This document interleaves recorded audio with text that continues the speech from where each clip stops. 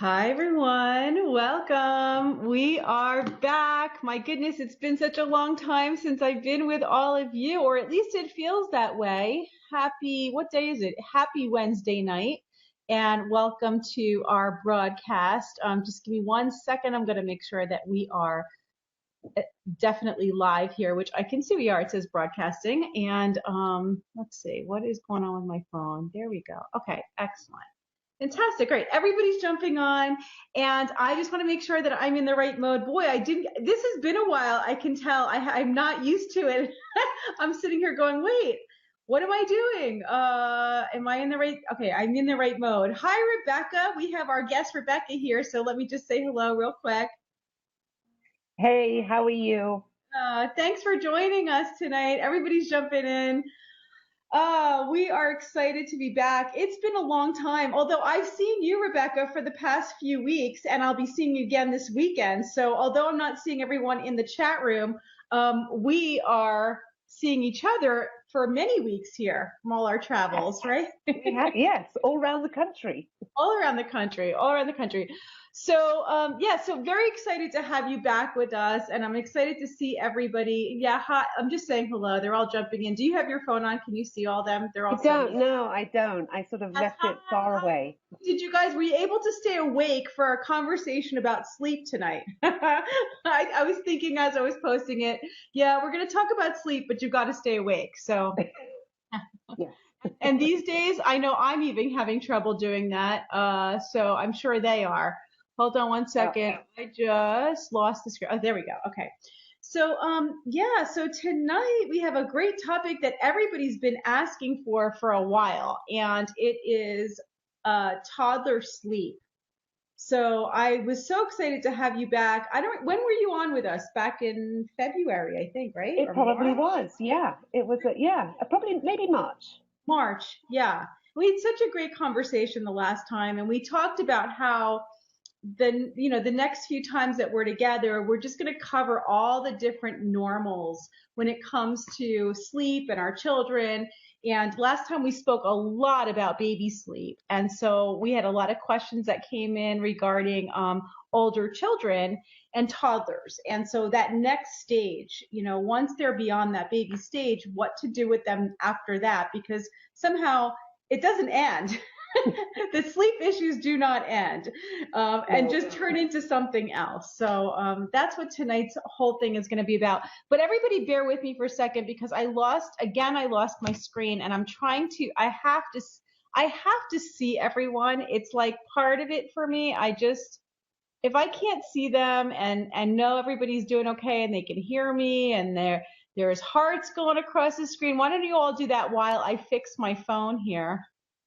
Let's see some hearts, and then there's a delay, so I'll be able to see it when I get on here. Hold on 1 second. You know what it is? It's this Facebook app. I don't know if you've had some glitches lately, but mine's been super glitchy. Yeah, mine has as well. Right? Really, There's something yes, going on. yes, There's yeah, definitely definitely. And in all respects to Facebook. So, something's been crazy. So tonight like I said, we're talking about toddler sleep. We had tons of very long, detailed questions, which we were both saying was a good thing, so that we can really get into some depth and answer for you, and hopefully give you some support. First of all, Rebecca Michi is a children's sleep consultant, and I'm going to give her a moment to introduce herself. And then, first of all, I don't even know if everybody knows me. It's been a while, and we've had a lot of new people to our page. So let me just ask you a question. How many of you guys are new and have no idea who I am? Who's new? You've missed the chats. I've missed the chats too. It's been a while. So for those of you guys who don't know me, I'm Shari Criso. I'm a registered nurse, a certified nurse midwife, a board certified lactation consultant, and here to talk about all topics about baby, whether mom, baby, it doesn't matter. So that's me. Let's introduce Rebecca here. So go ahead, Rebecca. Well, my name's Rebecca Michi. I am a children's sleep consultant and author. I'm based in Seattle, but I actually work with families all over the country. I'm a gentle, no-cry sleep consultant, so I'm not advising families to leave their children to cry it out. I use much more hands-on, gentle techniques when I work with families. But actually, a lot of the time, we don't actually need to do any of the scary sleep training stuff. There's a lot we can do to get better sleep without doing any of the scary stuff. I really look at a child's temperament and a parent's temperament and work with the child to be trying to get them to sleep a little bit easier, because when we're working with somebody, it's just easier than trying to force them to do something that might actually be really hard for them to do. So I do work a little differently than some other sleep consultants. Yeah. Awesome. Awesome. No, it's so great because so many of the people who follow do love to follow your approach. And last time we were talking, and I'm totally on your page too, as far as no cry. And there are other ways and methods. And, like we discussed last time, whatever works for you, whatever you feel good with. And so it's always great to find experts that you're aligned with, because you don't want to go against your own intuition, against your own instincts, your own mothering instincts, and find someone who it actually feels right and the advice feels normal and feels good in your heart. I don't know how else to put that, but that it's a good feeling for you. It should not be scary or upsetting. And I feel the same way when it comes to birth, childbirth, when I talk about birth and taking care of yourself and labor and also breastfeeding and baby care in general. So it goes along across the board. And I think we're on the same page with that. So yeah, definitely. Yeah, so we also have some really great sponsors tonight, and those are our partners. Oh, I see them here in the chat. There's Love to Dream. Okay, so Yay. we have the ladies from Love to Dream. Hi, everyone. And we also have Lullaby Earth. Okay, so both of our two favorite brands and partners that just make the most amazing products. Both happen to be sleep products, and they're here to just support us and be in the chat with us tonight. And also, of course, great prizes, as they always do. So we have some amazing prizes tonight. We have an air mattress topper from, it's an airflow topper for a crib mattress. So I said it backwards. Airflow topper for the crib mattress from Lullaby Earth, which is a mattress topper. And I do have some pictures I'm going to show you in a little while and explain to you some of the great features and products, and then you'll know what you're going to win. And also some prizes from Lullaby Earth. From Love to Dream, we have swaddle ups. We actually have a choice of a swaddle up or 50/50 or the Inventa, which if you don't know what it is, I'm going to talk about it in a little while as well. And I have a cute little video that I'm actually going to show because I can. So I'm going to show the video. Love the videos, all right? So thank you for being here in the chat. I missed it when I asked the question who is new, and I did see a few people say I'm new, and I always like to welcome and have everybody welcome you to the chat and to our community as well. We have grown by leaps and bounds. We're hitting 68,000 followers very shortly. So it's been going very fast. And that's how come we always have new people. And it thrills me. Rebecca, they're from all over the world. It's really amazing. Unbelievable, amazing. Just love it so much. So if you're new, yes. Hi, Sarah, you're new. Welcome. That's what I want to see. Yay. Yes. Whoa. Yeah, 68,000. It's crazy. Okay, so let's get started because we have a lot to talk about. All right, Rebecca, first of all, before we even start the conversation, I wanted to ask, when we talk about toddler, what's normal for a toddler? But before that, what is a toddler? Like, what would you consider? Because, somebody might say, well, if my baby is 9 months old and crawling, would you consider them a toddler? And so I think we kind of have to define what we're talking about tonight so that everybody understands the context in which we're discussing it. Yeah. So it's the age range between 1 and 3 years old. Okay, great. So everybody got that, between 1 and 3 years old. And then Megan just put, I need help for my 4-year-old. And that's okay, because when we get to kind of toddlers and preschoolers, it's kind of the same. But a toddler is sort of between 1 and 3, and then we get to that preschool age. Yeah. But things are really the same. Obviously, with a 4-month-old and a 4-year-old, vastly different. But once we sort of get past that year, things are pretty much the same. Yeah. Okay, great. So we'll be able to help her 4-year-old as well with these answers. It's Definitely. not just like everything else, it's not a strict cutoff. Just, children grow at different developmental stages and rates, and it doesn't always go chronologically by their age. Sometimes they just grow at their own pace. So it really has to do more with their developmental stage than their actual chronological age. So let's talk a little bit about what's normal for a toddler when it comes to sleep. Like, how much sleep do they actually need? What are the norms, and what do we expect from them? Okay, well, the average toddler, so between 1 and 3 years old, will get between 11 and 14 hours sleep per 24 hours. So that is between their nighttime sleep as well as with their naps. So anything within that range is completely normal. Great. Yeah. And then when they're teenagers, they do the same thing again. Yeah, try getting a teenager out of bed in the morning. Easier said than done. We're dealing with naps in the afternoon and trying to wake up for school. So yeah, it doesn't really end. It doesn't really end. No, not at all. Not at all. It goes from one extreme to the other. And you know what? Since the last time I saw you, Rebecca, now I have 2 teenagers. So my baby turned 13 this month, just last week.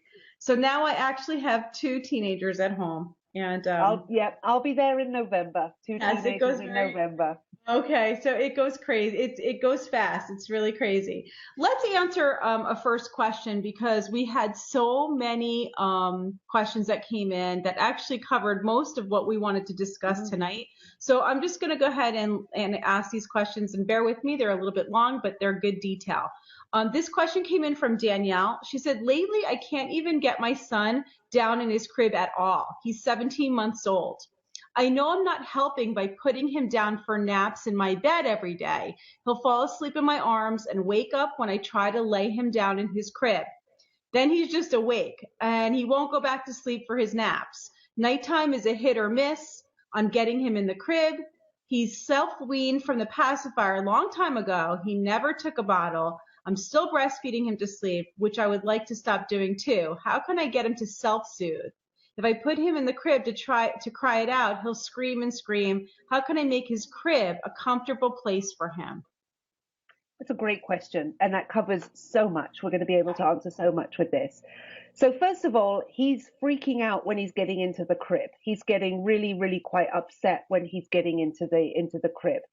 And we want that space to be, at the minute it's a negative space, and we want that space to actually be a positive space. But so for him to sleep comfortably in that space, he needs to be comfortable with the space. The same with all of us, really. We need to be comfortable with where we're going to sleep. And for a child of any age, how do they get comfortable with things? It's through play.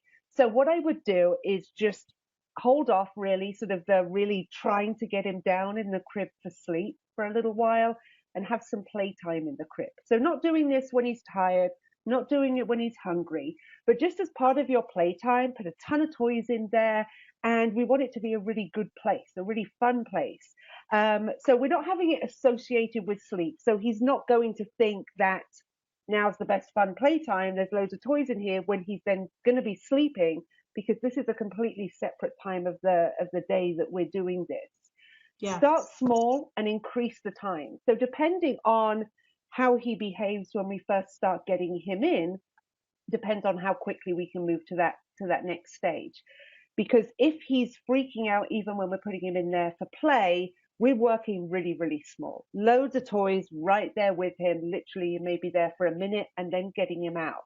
And trying to get him out when we don't want him getting upset to that point where he wants to get out. We want him to be really comfortable going back in. So when he's having the time of his life, that's the perfect time to get him out. And then just increasing that time. So it's like reverse psychology a little bit. Totally is. Gotcha. So we want to increase the time. You can do this 2 or 3 times a day, starting with just a couple of minutes, until you get to the point where he's in there for about 20 minutes, where you are playing with him. He's still got his toys. You can be doing things in the room. You can be leaving the room and coming back in. When you've got to about 20 minutes, that's what I found to kind of be the sweet spot for then being able to move on and have him falling asleep and sleeping a little bit more independently there. Because he's now got a very different mindset with being in the crib, he won't freak out the second that he wakes up there, because he's thinking of it as a more of a positive space. So that can completely change the way that he's napping. That can completely change the nights as well by just working on the playtime. Yeah, and I would assume that even if he wakes himself, being in a comfortable space like what you're describing, creating it as a place of fun and comfort, more comfort, and less threatening. It doesn't feel so much like a jail cell. Exactly. Because if he's just has that negative association of that get me out of here, then he's going to feel that all the time that he's in there. And so let's just completely flip that around. And then he's going to feel much more comfortable. That's really going to change the naps. That's really going to change the nighttime. So we may still need to sort of be working on teaching him to be falling asleep more independently. But honestly, that is going to be so much easier to do if he's just much more comfortable with the space. No, it makes total sense. Total sense. No, that's great. Really great. And somebody just said, this sounds terrible, but kids are so much like dogs. This sounds just like crate training.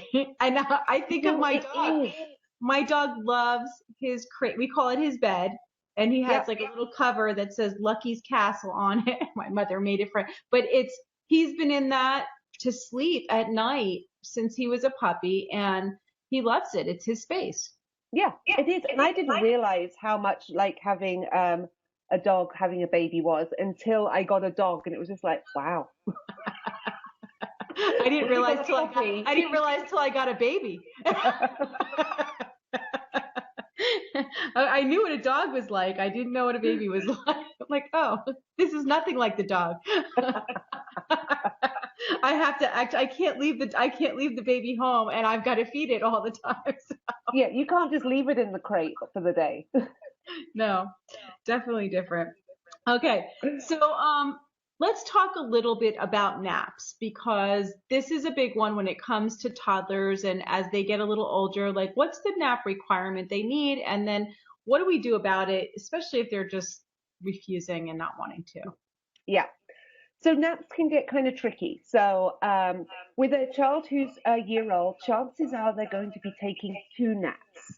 And a child will take 2 naps from around 8 months old until they drop down to 1 nap, which is generally sometime between 12 and 18 months of age, average being 15 months. And then they drop down to 1 nap. This nap is generally taken within the middle part of the day. Oftentimes it's taken after lunch. And that nap can range from an hour to 3 hours. And again, it's such a big range of what's normal. The average for a child who's on 2 naps is 3 hours total nap time sleep between the 2 naps. But remember, every single human being on the planet has their own sleep requirement as to what it is that they need.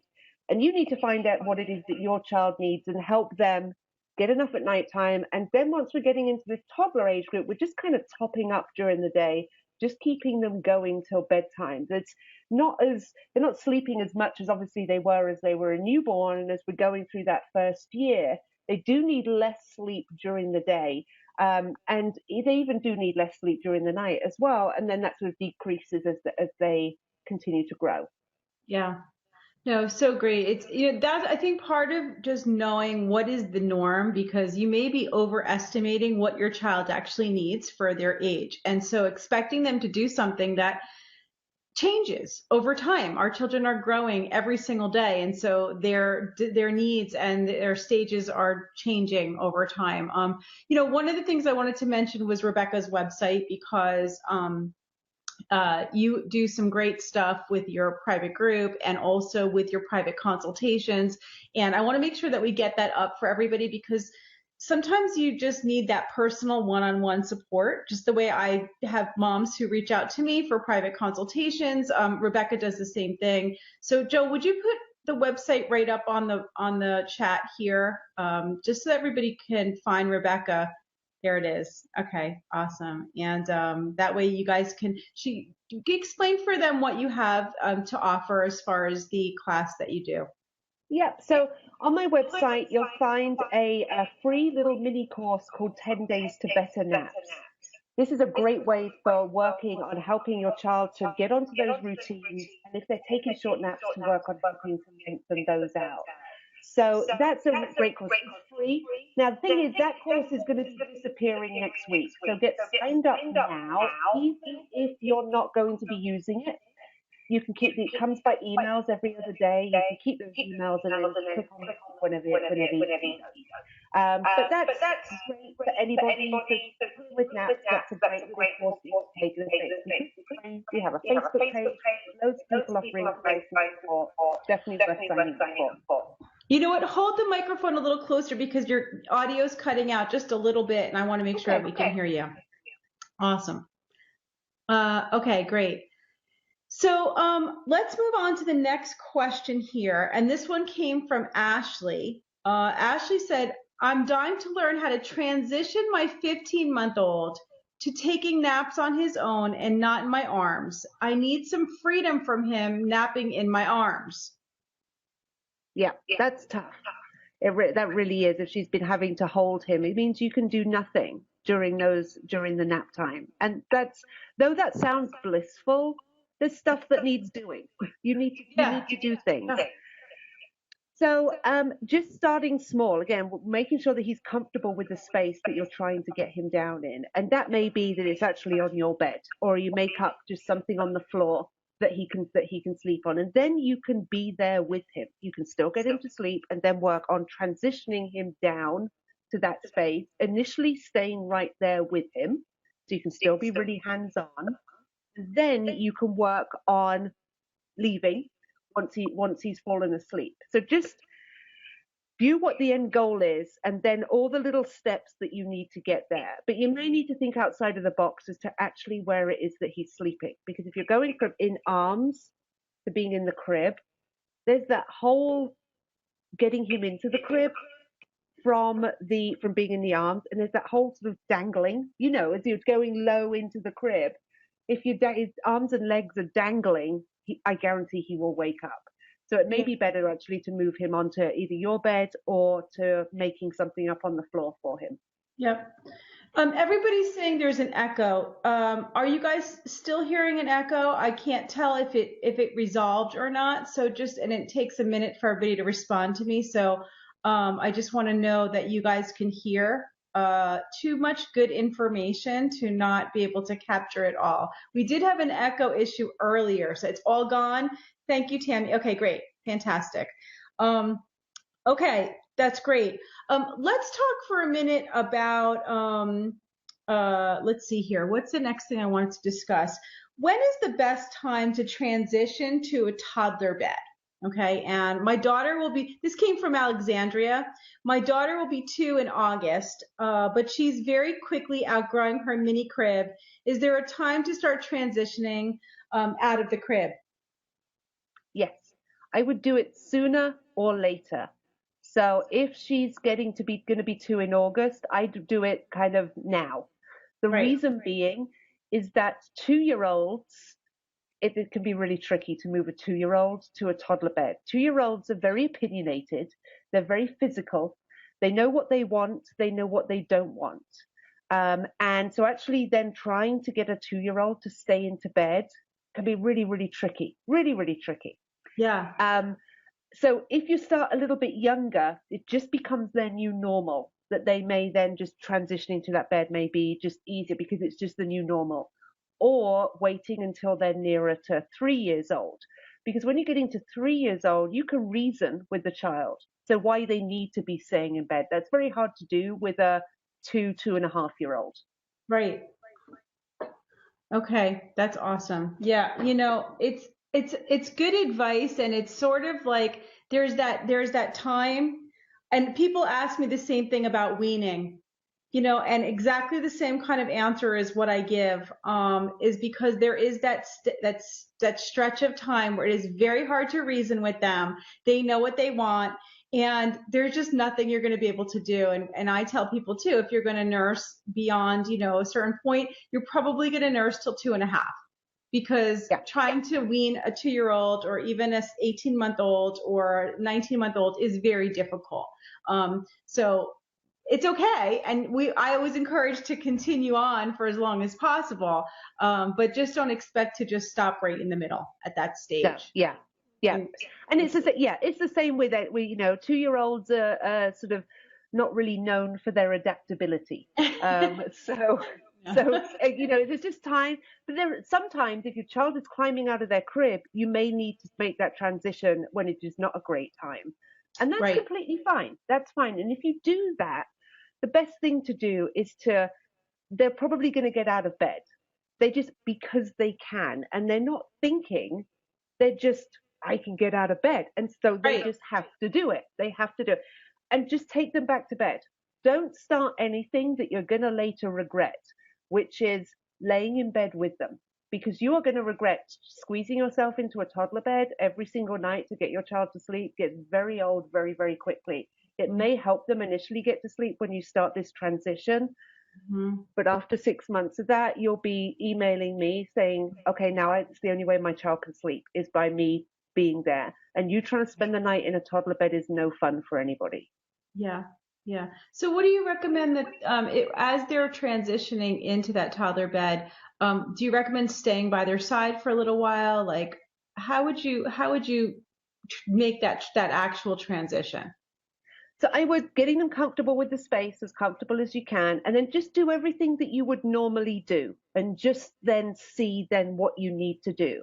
Don't presume because your child will be able to get out of bed that they're actually going to. They really may not. So don't feel you have to stay there if you've not been used to staying there. Your child is not used to you being there. It's going to be more of a distraction. You'll be more of a distraction, and then your child may get out of bed. So just do everything that you'd normally do. Hang outside of the room.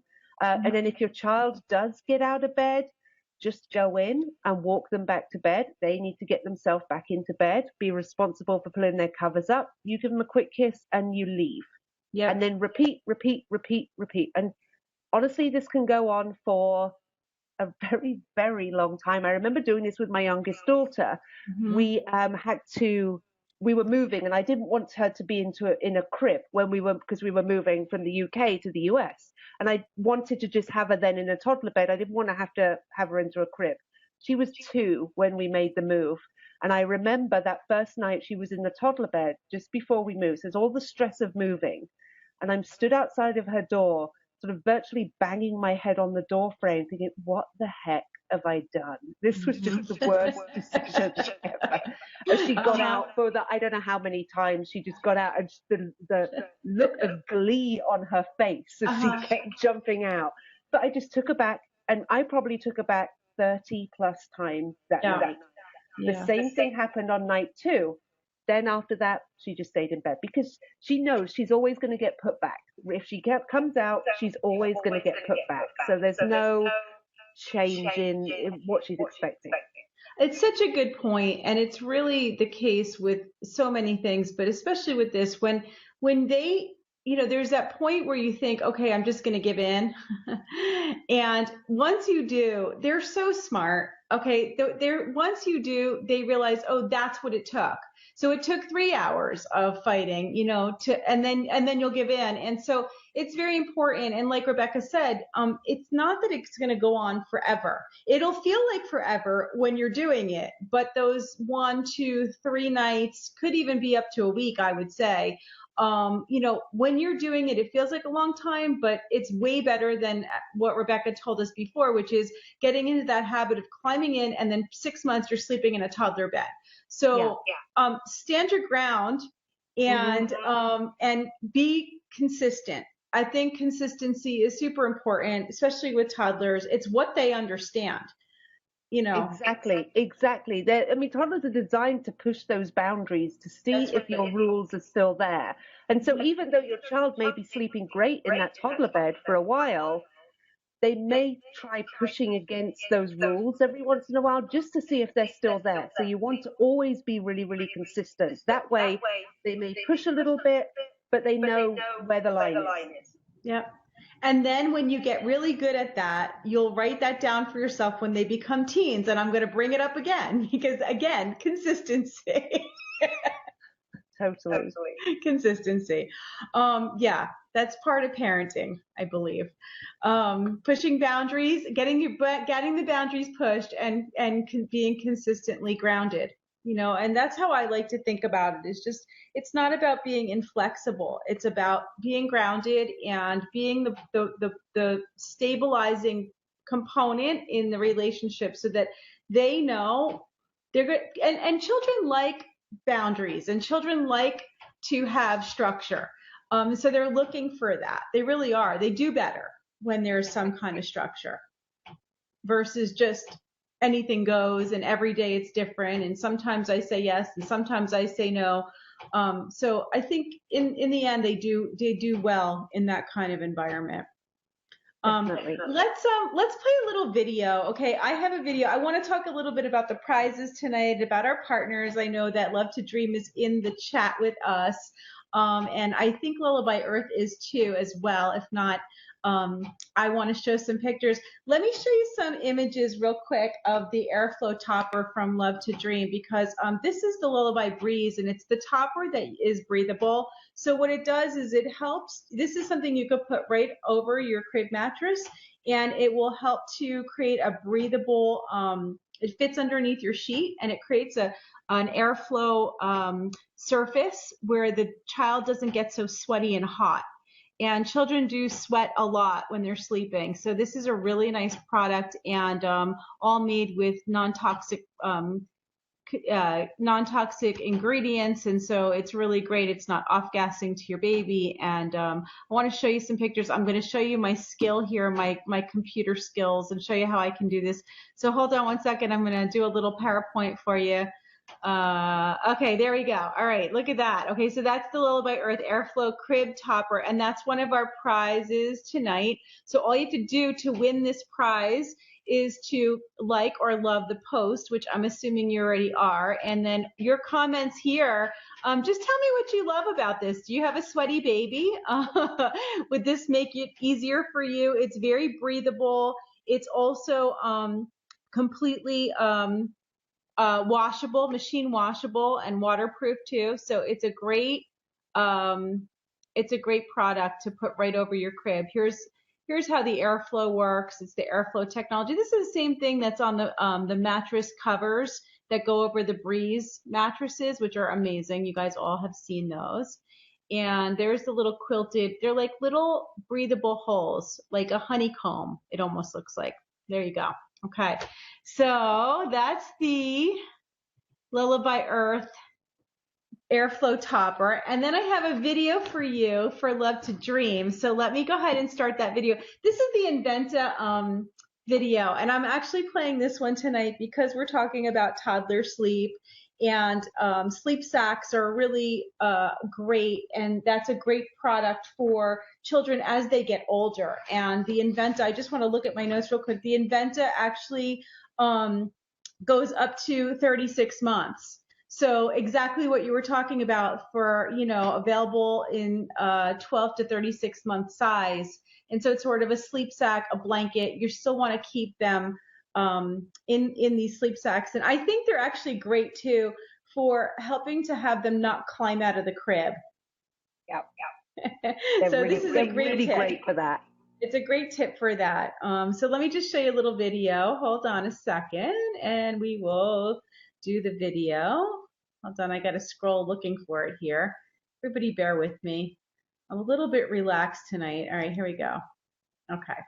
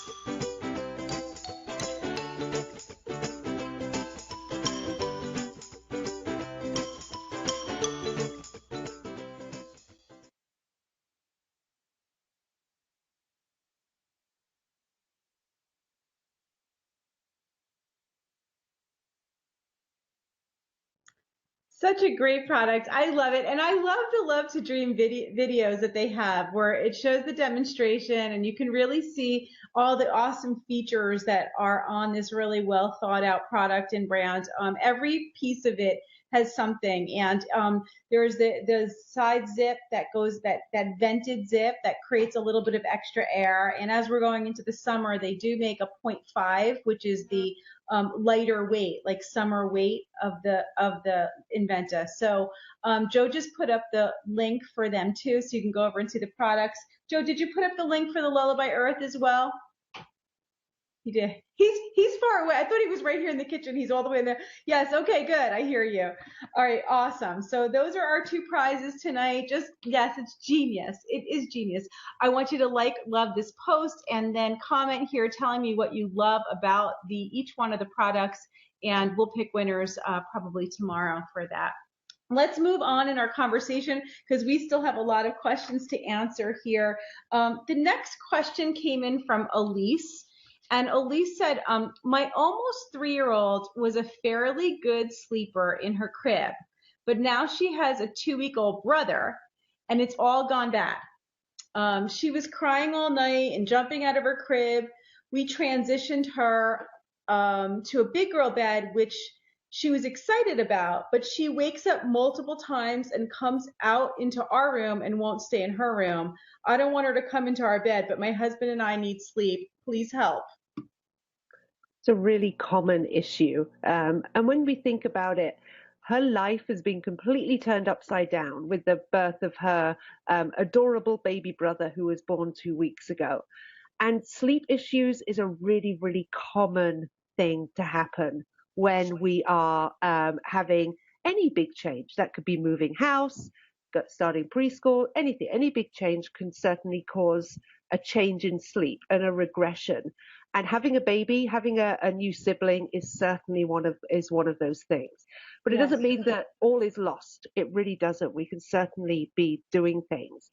What you may actually find really helpful is to make up a bed for her on the floor of your room.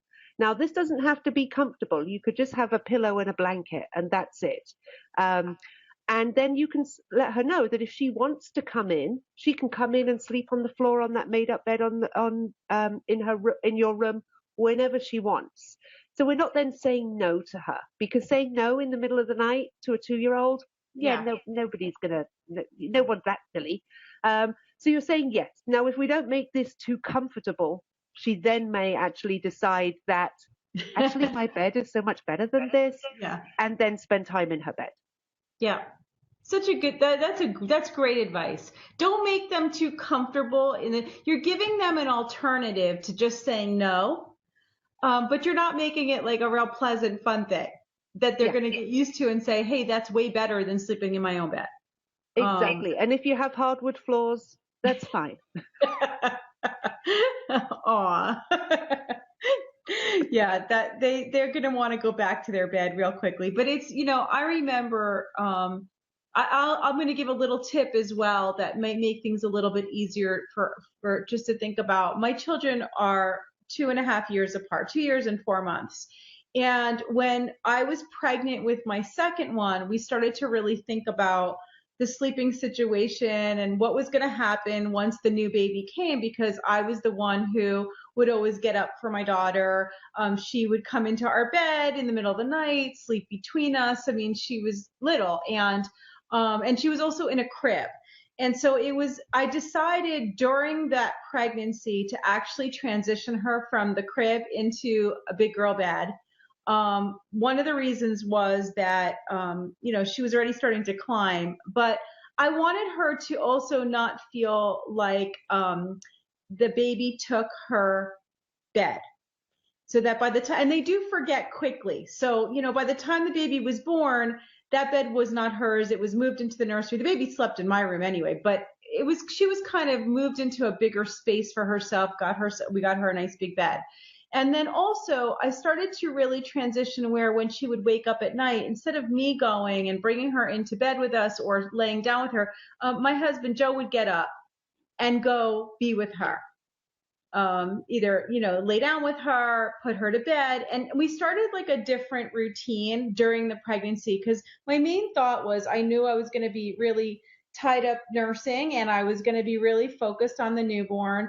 And I didn't want her to feel like it was her sister that had come between us, but that her routine had changed way before that. And they do forget. Yes, totally. Yeah, that's a great tactic. Yeah, it worked well. I think I would consider that if you're pregnant, if you're expecting your second, start to think about some of the things that you want to start shifting now, just so that it doesn't feel like the baby came along and took someone's space. Yeah, if you can sort of get to the point you want to be a couple of months before the baby arrives, then that's great. Yeah, because there may be a regression, and there probably will be a regression. So the better things are, the less of an impact that will have. If you're trying to move your child into their own sleep space straight after the baby's been born, and it can be really challenging for everybody. Yeah. I'm going to answer. I want to ask, there's a question that just came through in the chat here that I want to address real quick. It's from Valerie. She's asking suggestions on how to keep a toddler in their own room, like baby gates, closed doors. Either way, so far for my toddler, 30 months, can't get out of their room. We're constantly walking back to bed over and over and over. Any suggestions like what you would use to keep, because it's a safety issue too. That's how I felt. Like the stairs were right there. We had gates on the stairs, obviously, but in the middle of the night, I just wanted to make sure that she wasn't getting out of her room. Yeah. So it's really actually a personal thing as to what you're going to choose. Some families will prefer to have a gate. Others will have one of those things that goes on the doorknob, so the child can't open the door from the inside. Mm-hmm. And it's just really what you're really, really comfortable with. Mm-hmm. I really like gates because then you can keep the door open a little bit if you need to, and then of course the door can still close as well. Mm-hmm. Yeah, we did that. We would keep the door closed and put a gate right outside of it. So when the door opened, there was no satisfaction anyway. And the door really didn't open much once she knew there was a gate there. She wasn't getting out. So, and that actually helped a lot for once we were able to take the gate out. They were very used to sleeping with the door closed at night, which makes it easier to not, you're not necessarily going to bed right away, and so you want them to go to sleep and not have the doors open. Yeah, definitely. Mm-hmm. Awesome. Okay, great. Did we already cover like transitioning out of your room into their room? Did we talk about that in any way? I'm trying to think if we've covered so much already. No, we didn't talk about that. Because I think that's a big one. A lot of parents, a lot of moms, dads, they're co-sleeping. The baby, we recommend that the baby be in your room, for at least that first 6 months, if not longer. When you're nursing, you want the baby to be close to you. In that infant stage, they're definitely going to be in your room. So at what point and how do we make that transition from going from your room into their own room? So now the American Academy of Pediatrics suggests room sharing for between 6 and 12 months. Mm-hmm. So at some point we need to be making that shift to your child sleeping a little bit more independently and in their own space. And going back to one of those first questions is we really want to make our child really comfortable with the space that they're going to be sleeping in. That comes with the play, so playing in the new room and playing in that if they're going to be sleeping in something, maybe in a bed or a crib, whatever it is. So making sure that they're really, really comfortable with the space is really going to change the difference between making it really challenging and making it really, really easy. Yeah. And you may want to spend a month getting them ready for this, and then just deciding when you're going to go for it and just going for it. Now, if you have been bed sharing with your child, suddenly them being in another room, no matter how comfortable they are with the space, that may be a really, really big step for them. They've been used to being not only sharing a room with you, but sharing a bed with you. And what I would suggest you do if you have been bed sharing with your child and you're moving them to their own space would be to spend 3 or 4 nights just sleeping in their room with them. So make up a bed on the floor, and just then, so when you're going to then go to bed, you're just going to bed there. So if they wake during the night, you're there just as quickly as you were when they were right next to you. This is just going to ease that transition a little bit. Then after 3 or 4 nights, just move the bed. Don't let them see you doing it. You just want it to not be there. And then obviously if they need you during the night, then you would go to them and help them, but then you're going back to your bed. Yeah. Awesome. Yeah. Everything's a transition. I think one of the key points we could take away from everything we're discussing is that slowly, no quick movements. I don't know how else to put that, no fast movements. You're doing things in a transitional way. You're easing into things. You're starting to create comfort. If you can see from what I'm hearing you speak about, everything's in very gentle, slow ways to help your child adapt versus forcing them into a situation that creates fear. Children get afraid when things are different. They feel isolated or they feel alone and they feel scared and you can imagine they've spent their whole life sleeping with you, whether it's from during the pregnancy right through that whole first year. They've been close to you, which is a good thing. And now you're trying to move them away from you, where you're saying, okay, yeah, but it's 12 months, it's time. And your child's going, what do you mean? I thought this was going to be like this forever. So, and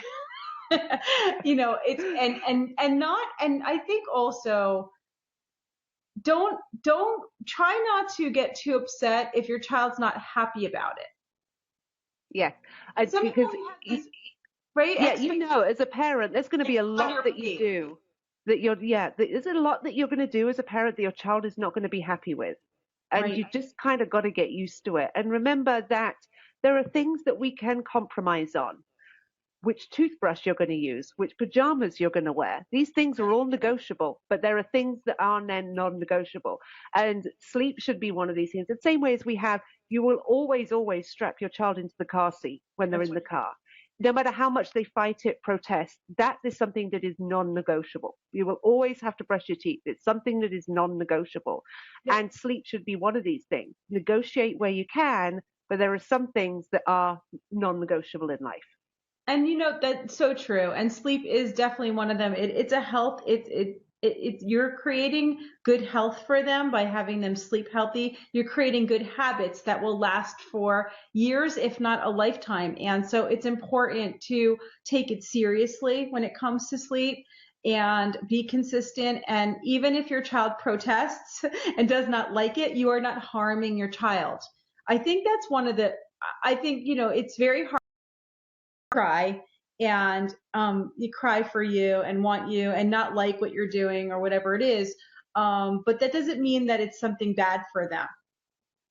Yeah, not at all. And as long as you're there helping and supporting them, exactly. You're fine. To say you always want your child to know, whether they're 1 year old or whether they're 10 years old or whether they're 20 years old, that you are going to be there for them when they really need you. That's something we really want to teach our children. And so sort of when they really need you, be there for them, help them, give them the support that they need. But there is something, you're going to help them on that way to being a little bit more independent, as we're totally going to do as parents. But we do need to give them that little nudge, giving them that little nudge. And just, I'm a fan of doing things, just baby steps, just really, really small little steps. And just those nudges in the right direction get us the results that we want way quicker, way easier, and with way less tears. Totally. All right, awesome. Let's do another question here. This came from Jade, which I love the name. That's my daughter's name too. Spelled a little different, but Jade, any tips to get my 2-year-old to sleep in her bed again? She was an amazing sleeper, then she got sick. Some weird bugs, so she kept sleeping in our room for about a week. Now she refuses to go back to her room. If we try, she freaks out. A scared panic cry. I've tried just about everything. We're going on 2 months now. If we move her to her bed after she's asleep, she'll stay asleep and wakes up fine. I'm just not sure what to do. I'm due in September and sleep is already hard enough for us. Yeah, definitely. So again, getting comfortable with that sleep space, really getting comfortable with the space that we want her to be sleeping in. And that's just coming with that playtime. You can try, some people have a lot of luck actually with changing the room around. So if she's got this sort of the bed, she's got this negative association with the bed, then it could, with a child who's a little bit older, it can be really hard to break that association. But if you move the bedroom, the furniture around, that can actually really help them because they're not, it's different. It's really different. You could maybe get some new bed covers and get really excited about it. And then what I would do would be planning on you spending a few nights in her room, sleeping on her floor for a couple of nights. Yeah. As she's getting used to this and comfortable with it, and then again sort of kind of moving that bed. But just honestly changing the furniture around. If you can't do that, then just maybe some new bed covers could be enough of a difference. And just kind of getting excited about it. Just getting excited about how, that you're going to be camping out in her room with her for a few nights and make it kind of a big deal. And then chances are she's going to be getting excited about it as well. Yeah. Yeah. I guess changing anything in the routine, when you're already stuck in a pattern, a 2-month pattern like that, anything to change that routine, to get back into their room is the right step forward. It's not the last step for sure. You won't be sleeping on the floor forever. But it's about breaking that pattern and moving into the other space. Yeah. Mm-hmm. Yeah. Totally makes sense. Let's talk a little bit about procrastination. I thought this was a really great topic, and you brought it up to me, and I was like, totally. And what we mean by that is when a child is supposed, you want them to go to bed at, 8 o'clock, and they're just, not doing it. And it's hours and hours of trying. So let's talk about that and how to deal with it. What does it look like, first of all, Rebecca? So toddlers, preschoolers are expert procrastinators. If it was an Olympic sport, we would have toddlers doing it. So true. They are experts. Now, it should take us between 10 and 20 minutes to fall asleep at the beginning of the night, but there's a whole different level for toddlers. 45 minutes is completely normal. Up to an hour is completely normal. And it's not necessarily an issue if they're quite happy just to hang out by themselves in their bed, singing, talking, whatever, playing with their stuffed animals, and then they go to sleep. That's not a problem. If it's taking longer than an hour, then there's chances are we can actually help them then to be sleeping, going to sleep a little earlier. It may be that they're not quite tired enough. So it may be that their nap was going on too late in the day or was too long. And so then if they're just not quite tired enough at the very beginning of the night, then they're going to fight it. They're going to fight going down to sleep. So taking a look at that, a toddler will need between 5 and 6 hours between waking from the nap and going down for the night. So if they're waking at 4 and you're trying to get them down at 7 and they're not falling asleep till 9, that'll be the reason why. Right. They're just not tired enough. How many hours again? How many hours in between? About 5 or 6 hours is quite normal. Some children will have 4. Some toddlers will have 4 hours, but getting a bit longer is really normal. You may try to have some music for them to listen to in the room, or some stories on tape. Not that anyone has stories on tape anymore, but a CD, MP3 with some stories on. Giving them something to actually listen to when they're in bed could actually help keep them there. Because again, it's a real hard thing with toddlers. Half the battle of getting them to sleep is getting them to physically slow down enough to let sleep take over. So these stories may actually really help. There's something that they can listen to by themselves. And then if they're relaxed, then they can maybe able to fall asleep much easier. Yeah. Yeah. And, what about the idea of, them being overtired or overstimulated throughout the day? Because I know with my children, they would get wired. I mean, so wired, if we were out all day, if it was an event or a holiday or whatever it is. And in addition to that, looking at what they're eating and any kind of sugar, or like, what have they been doing that's contributing to them just having that extra energy and wiredness. Yep, totally. Looking at when they're last watching TV as well. What time does the TV go off in your house? You want that to be at least an hour before you're starting bedtime. So it could be that it's very, very stimulating. And that then is the same for if they're watching something on your phone or on your iPad. We want to cut that out as well, really, before they're getting ready for sleep, because that is not only does the screen, very blue light, inhibits the production of melatonin. Melatonin induces sleep, so we really want to keep this. But it's actually very stimulating. You can imagine being so young and seeing these things, whether it's a cartoon or a little game or something, what that does to that level of stimulation. So we want that sort of to be, we're not having any TV or any screen time the hour before we're going down to bed. Such a good point. Such a good point. And, we're also exposed to that these days, and people have so many sleep issues, and how much that affects our ability to sleep well, and then even when we're asleep to get to deeply sleep. Yes, and even for adults. So it's the same, how many people are playing on their phone in bed? Yeah.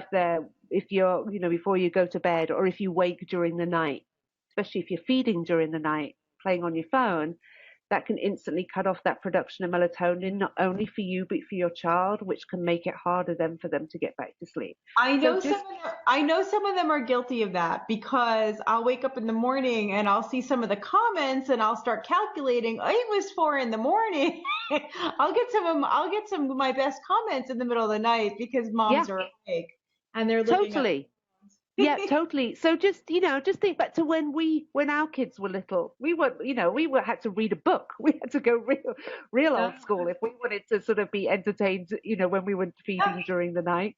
Yeah. So yeah, if because it could be as well affecting your child and their sleep. Even if their eyes are closed, it could certainly be affecting them as well.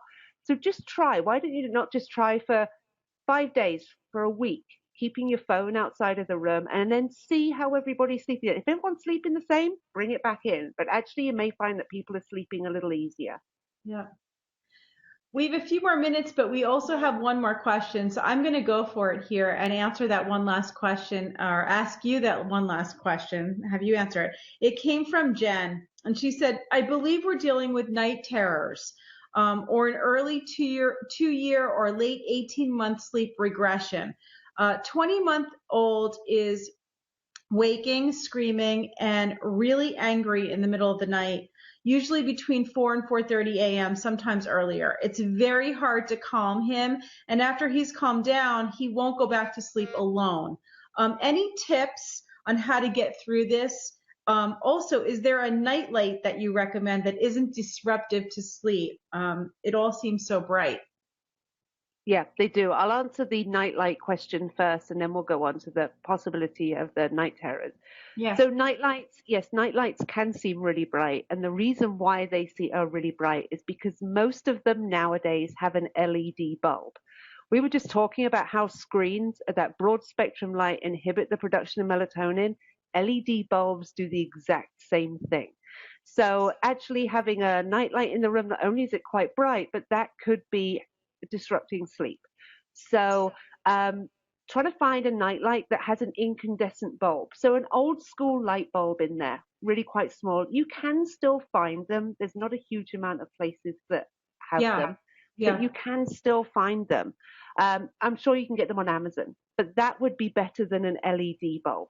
And some of them are quite bright, but you can kind of hide it behind things. So if you can even have it behind a dresser in the room. So then a nightlight just needs to be enough light to kind of see when you open your eyes, remembering that your eyes would have adjusted from being asleep. So even if it's not really, really bright, just a little bit of light will be helpful. So that could go behind a dresser or behind a piece of furniture, but definitely want an incandescent bulb there.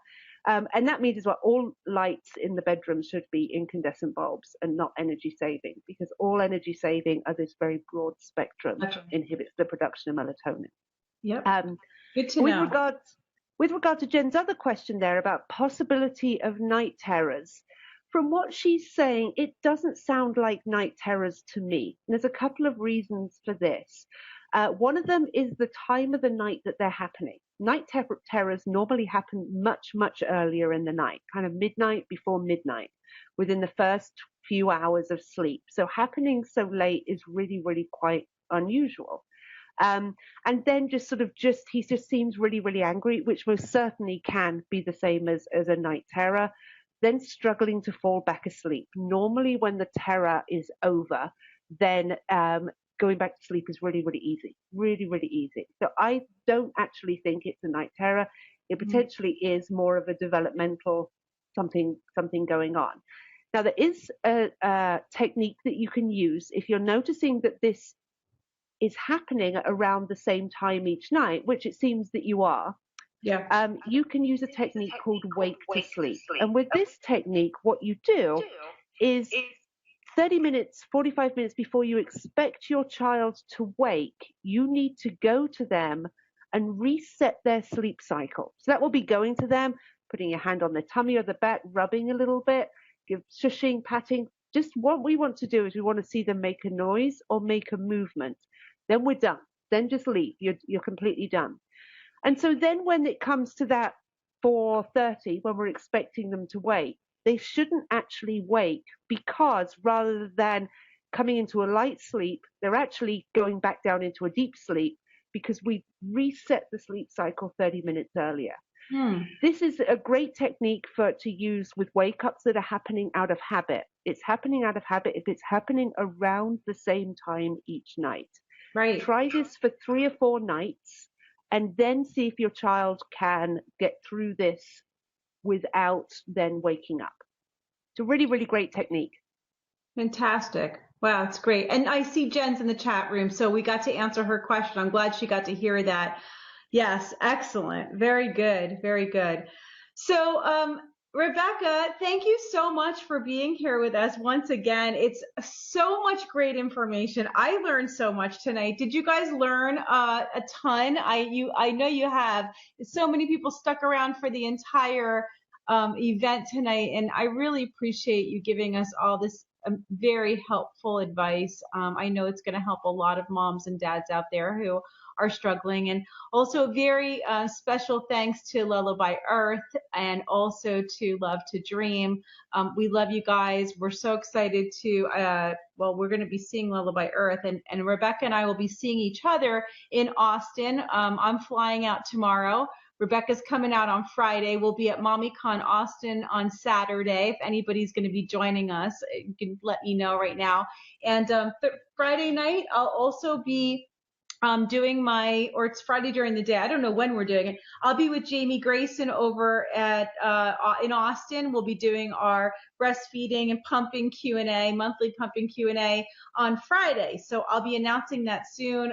You can go ahead and post your questions for me, and we will be answering all your questions. And thanks for joining us tonight. It was awesome. Thank you again, Rebecca. You're very welcome. It's always a pleasure. Yeah, can't wait to give you a big hug on Saturday. All right, everybody, have a wonderful night, and I will see you all soon. Don't forget to like and love this post and comment here so that you can win the fabulous prizes. All right, we'll see you in a few days. Good night, everyone. Mwah. Bye.